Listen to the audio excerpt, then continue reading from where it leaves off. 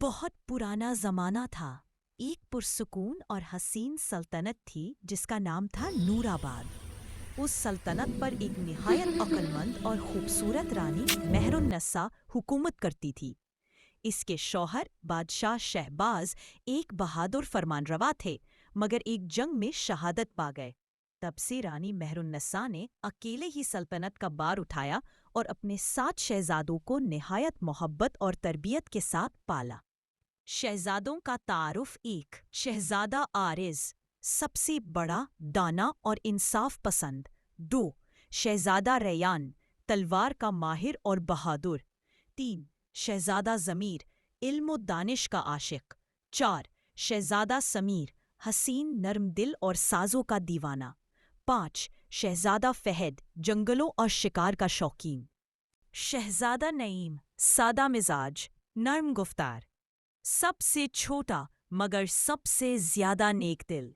رانی مہر النساء اکثر کہتی تھی، میرے بیٹو، سلطنت وہی سنبھال سکتا ہے جس کا دل سب سے پاک ہو۔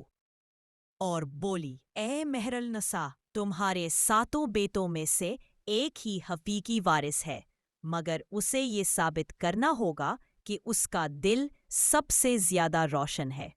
تم کہو وہ تمہارے لیے سچا موتی ڈھونڈ لائے جس کا اندھیروں میں بھی چمکے۔ صبح ہوئی، رانی نے اپنے بیٹوں کو بلایا اور حکم دیا، جو مجھے وہ سچا موتی لا کر دے گا وہی نور آباد کا بادشاہ بنے گا۔ اب تلاش سچے موتی کی 7 شہزادے مختلف سمتوں میں نکلے۔ عارث ایک بزرگ درویش کے پاس گیا۔ درویش نے کہا، سچا موتی وہ ہے جو انسان کے اندر چمکتا ہے، باہر نہیں۔ ریان نے سمندر کی گہرائیوں میں غوطے لگائے، مگر سب نکلی موتی نکلے۔ ضمیر نے علم کے شہر دیکھے، مگر وہاں بھی سچائی کا موتی نہ ملا۔ سمیر نے اپنے نغموں سے دل جیتے، مگر اپنا دل خالی پایا۔ فہد نے جنگلوں میں جادوئی موتی تلاش کیا، مگر ایک زخمی ہرنی ملی۔ اس نے ہرنی کا زخم باندھا اور پہلی بار سکون محسوس کیا۔ نعیم نے غریبوں کو کھانا کھلایا، کپڑے بانٹے، مگر موتی کہیں نہ ملا۔ ایان سب سے چھوٹا تھا۔ اس نے کہا، میں وہاں جاؤں گا جہاں آنکھوں میں آنسو ہے، شاید وہاں دلوں کی روشنی چھپی ہو۔ وہ یتیم خانوں میں گیا، مسکینوں کے زخم دھوئے اور جو کچھ پاس تھا سب بانٹ دیا۔ ایک دن ایک بوڑھی عورت نے اس کے ہاتھ میں ایک مٹیالہ سا پتھر رکھا اور بولی، بیٹا، سچا موتی ہے جو نیکی سے جگمگاتا ہے۔ ایان نے وہ پتھر سینے سے لگا لیا اور محل لوٹ آیا۔ واپسی کا امتحان 7 بھائی رانی کے دربار میں حاضر ہوئے۔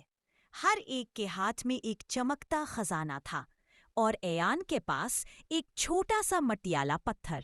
سب نے ہنس کر کہا، یہ بادشاہی کے قابل موتی لایا ہے۔ رانی مہر النساء نے کہا، فیصلہ رات کے اندھیرے میں ہوگا، جس کا موتی اندھیرے میں چمکے گا وہی میرا وارث ہوگا۔